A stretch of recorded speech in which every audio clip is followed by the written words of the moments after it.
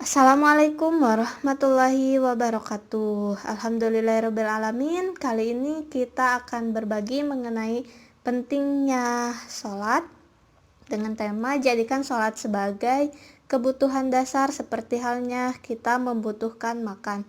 Saat kita lapar, maka yang akan kita cari itu adalah makanan sebagai penguat fisik kita.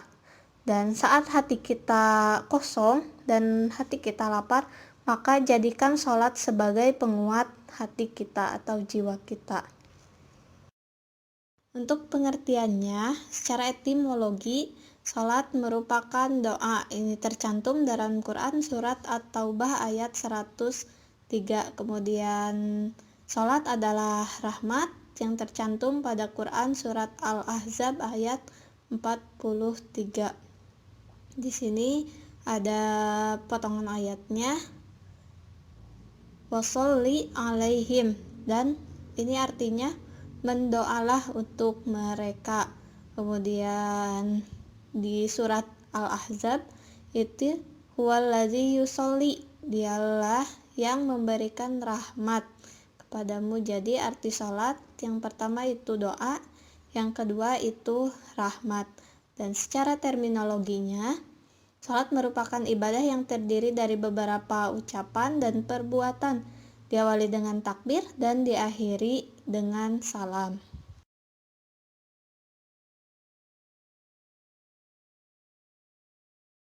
Dalil salat wajib menurut Al-Quran yaitu tercantum dalam Quran surat Al-Hajj surat ke-22 ayat ke-77, yaitu a'udzubillahi minasyaitonirrajim, bismillahirrahmanirrahim, ya ayyuhalladzina amanu rak'u wasjudu wa'budu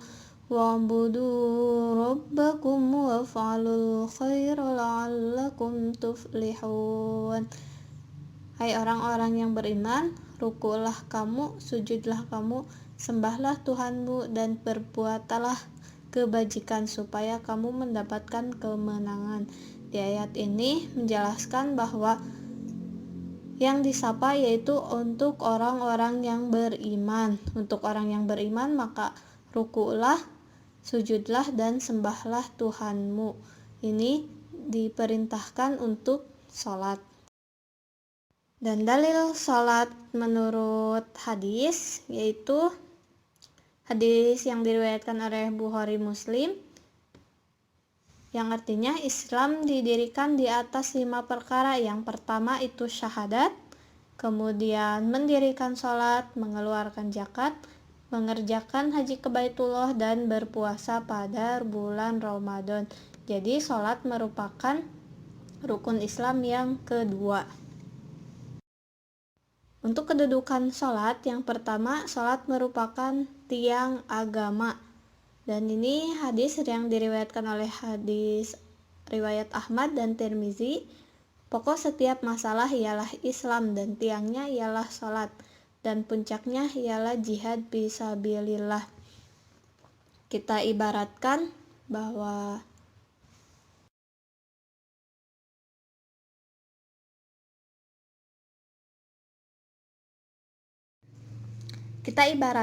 saat kita membangun rumah pasti ada atapnya, lantai, dan tiang. Dan kita ibaratkan atapnya itu adalah ibadah lain seperti sedekah, menolong sesama, belajar, dan lain sebagainya.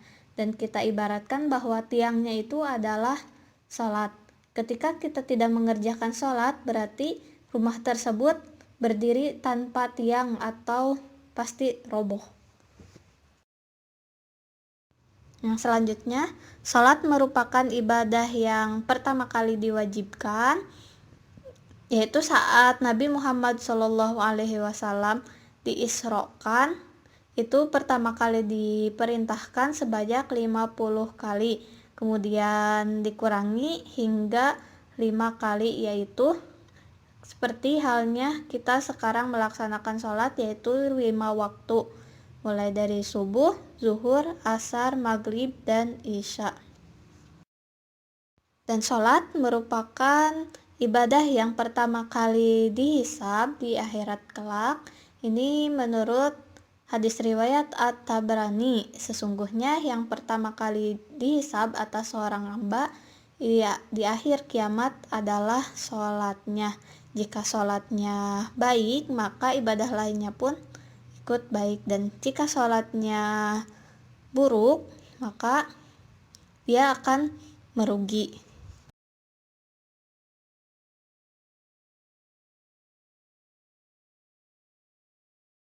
Seperti contohnya, sholat kita ibaratkan sebagai angka 1 dan ibadah lain itu adalah angka 0.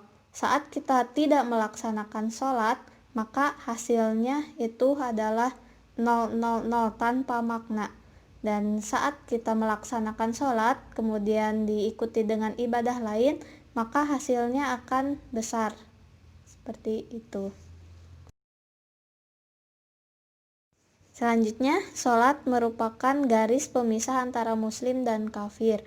Barang siapa yang meninggalkan sholat secara sengaja, maka ia kafir secara terang-terangan. Dan sholat merupakan penghubung antara hamba dengan Tuhannya.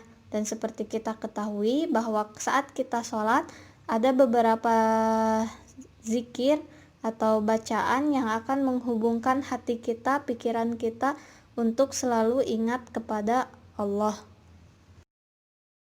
Selanjutnya, sholat merupakan garis pemisah antara muslim dan kafir. Barang siapa yang meninggalkan sholat secara sengaja, maka ia kafir secara terang-terangan. Untuk itu, jangan tinggalkan sholat karena sholat merupakan pembeda antara muslim dan kafir.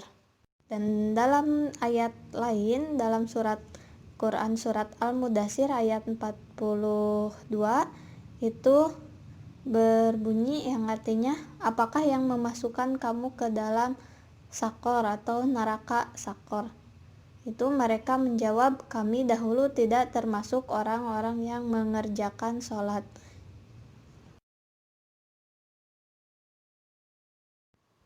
Untuk hikmah disyariatkannya sholat, yang pertama, sholat dapat mencegah perbuatan keji dan mungkar. Dan apabila orang yang sholatnya benar, maka ia akan berusaha untuk menghindari dari maksiat dan dosa. Kemudian menjadi pribadi yang lebih disiplin, termasuk disiplin waktu, karena sholat merupakan ibadah yang ada waktunya. Kemudian melatih menjadi pribadi yang kuat, yang tangguh, dan meninggikan derajat seorang muslim. Kemudian membersihkan kesalahan dan dosa, melatih hidup secara tertib dan teratur, mengajarkan sifat tawadu, dan meningkatkan kesehatan jasmani secara optimal. Lalu barang siapa yang merasa hidupnya terlalu banyak masalah, banyak sedih, maka mulailah dari memperbaiki sholat. Insya Allah, Allah akan memperbaiki hidupmu.